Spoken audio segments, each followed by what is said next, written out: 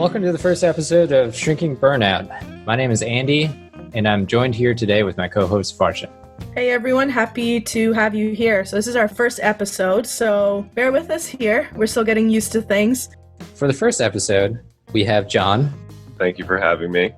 So I'm an internal medicine resident at a large academic center in the Northeast, interested in pursuing a career in pulmonary and critical care. John's going to be here to talk a little bit about his experience working during the coronavirus outbreak. It's definitely been an interesting experience. Things started picking up like mid-February. I was working in the ICU when we got our first person of interest. John, just for the listeners, can you tell us a little bit more about what a person of interest is? Oh yeah, back in February, we didn't even have tests really, or they were very limited. It was like suspected that they could have coronavirus. At that time, it was funny, no residents could have direct contact with any person of interest or COVID patient. For the most part, we were taking care of, other medical problems that somehow have disappeared in the era of COVID. Then I started a couple of weeks later in like mid-March working on one of the first COVID specific medicine services. And that started out slow. There was only one or two resident run services that were specific for COVID patients. And then most recently I started working on the wards again. And this time it was all COVID patients for all medical services. So basically any inpatient wards team was anywhere from 60 to 80% COVID patients. The big things that I've noticed in terms of the last month or so is just how many changes have taken place and how rapidly things have changed.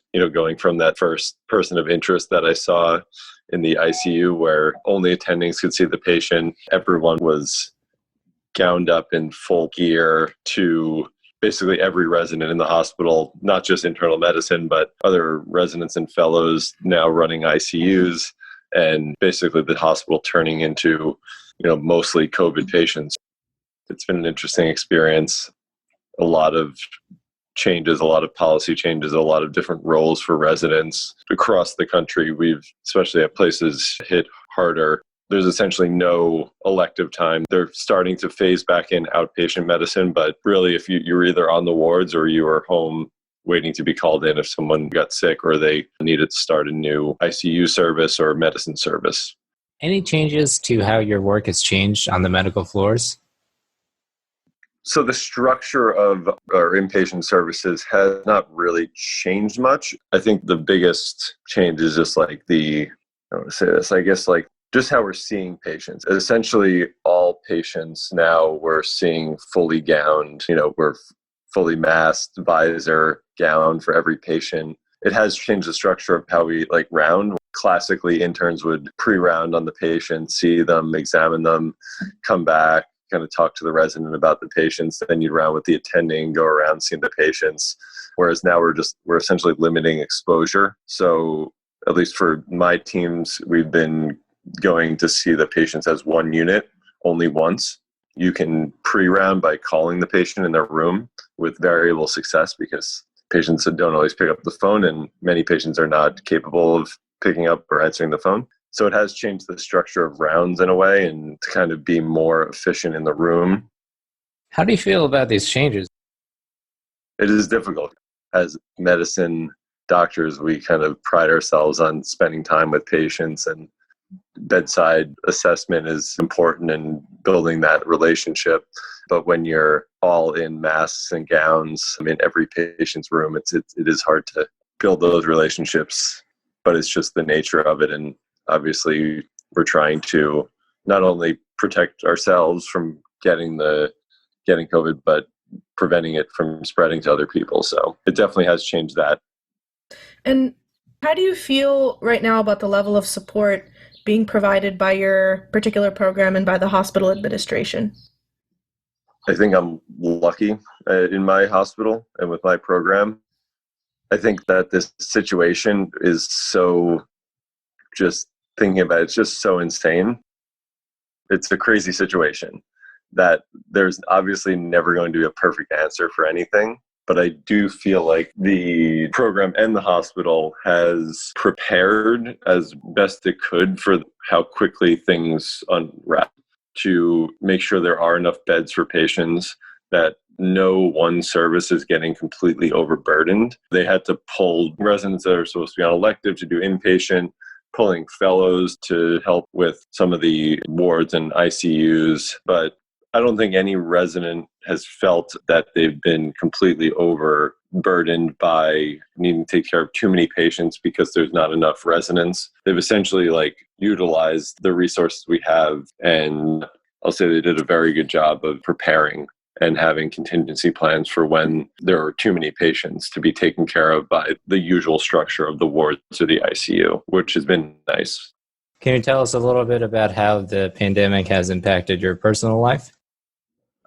So I think, as most people, it definitely has in multitude of ways, and obviously not even just related to being in the hospital, but the social distancing and essentially being in a city, not being able to escape much. I don't have a nice yard or anything like that. So definitely that aspect of it has been tough for me and my wife, just kind of being stuck in our apartment. But I think in the beginning, it was a little bit more nerve-wracking coming home and kind of worrying about bringing COVID home to my wife. And after hearing news that cats can get COVID, bringing it home to my cats as well. When I was first on one of the first ward services that had coronavirus patients, I think there was a lot more worry. There was a lot more uncertainty about what the proper PPE was for protections, even what the symptoms were of COVID. Recently, in the last couple of weeks, I did develop some symptoms that prompted me to need to get tested. Luckily, that was negative, but it definitely puts a stress on coming home. And especially at that time when I had those symptoms, I kind of had to basically wear a mask, go isolate in my bedroom. Me and my wife, there's only one bathroom. We have to share that space. So it was a little bit of a challenging time. I will say our hospital has provided us, if you need it, with living spaces. If you have COVID or you have symptoms and you're worried about bringing it home to family. When you first started getting the symptoms, what was going on in your head?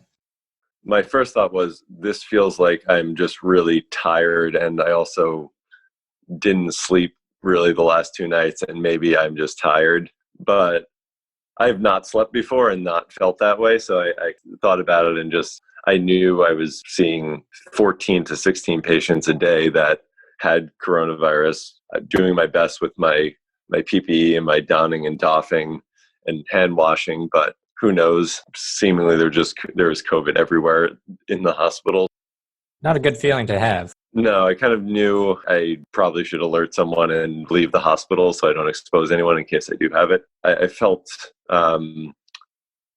honestly felt like a little bit, because my symptoms weren't like that. I mean, I didn't have a fever, I didn't have a cough or shortness of breath. It was just like this general fatigue and achiness, but it sucks because you have to pull someone to cover you, and so there's that guilt, and then it being negative, and then I felt 100% better after just getting 10 hours of sleep, and I was like, well, I kind of knew it was just sleep deprivation, but you just can't be too careful. And obviously, our program supports even a small symptom, if there's any concern, getting tested if occupational health feels that you do need to get tested. I felt completely supported by my program and the other residents. I think one of the key points that you said was the feeling of guilt. Yeah. I think a lot of us definitely do feel that way. But when you look at the situation where you're, of course, working in a very high-risk situation, you're doing the best that you can, but at the same time, you feel guilty for getting sick and having to call someone else in. And it's just interesting that we're all in an environment where that's sort of normalized and internalized, that feeling of guilt. Whereas in other jobs, for example, if you're sick, you go home. Right. So with all these curveballs that have been thrown at you, how have you been coping? One of the big things I will say is the support of co-residents. I think that's been the biggest coping mechanism, kind of sounding board. I had an amazing team when I was just on wards, and being able to complain to the other people on my team and them complain to me, and talk through issues and joke around and try to mostly make light of difficult situations. that was definitely a big coping mechanism. Despite the kind of terrible things that were happening around us, we managed to keep smiling and try to make the best of it. I think for me, it was like an essential way of getting through those, few weeks on that service and staying sane. And then also being able to go home and be with my wife. She was obviously a huge support. Definitely just nice to come home, eat dinner with my wife, and watch some Tiger King to kind of relax and wind down. Tiger King's a good one. Along the lines of things that have been helping to take your mind off the current stress, you mentioned having a bit of fun. Has there been anything that you've enjoyed doing? I know it's kind of limited, given that we're all quarantined, the number of fun things that are actually available. I do enjoy cooking, so that's been one enjoyment, is coming home and like cooking a fun meal. We just made some cauliflower pizza. That's definitely something you can do in quarantine. Have you been getting into baking? Not really, no. I've never. The problem with baking is that it generally requires that you make a large amount of, dessert. And then we're in quarantine, so I don't know what to do with all that dessert because I can't really. Just eat it, man. I know. The quarantine 15 is a real thing. You brought up the idea of having to have these very serious conversations over the phone. Things can very easily get lost in translation. And I think that's a whole nother added layer difficulty to the challenges that you guys are facing right now. Yeah, and I think that has probably been the most difficult part of the whole thing. When I was first on one of the early services, I had a patient tell me that we're treating them like animals. Basically, they felt like they were an animal in a cage. What do you think when they said that? I didn't disagree with him. The tests were taking 4 to 7 days to come back. And this was a very low suspicion person of interest. But they got tested, so they needed to wait for the results. The result came back. It was negative. We're like, oh, great. And then we told them we were going to get him out of the room. We can get him out of the hospital. And then it was decided that actually 2 negative tests were needed. And I didn't get enough time to talk to this patient before sending someone up to get him swabbed again for another test. So he was very upset with me about that and felt that there was poor communication, which was really on us. And that was my fault. But is it really your fault though?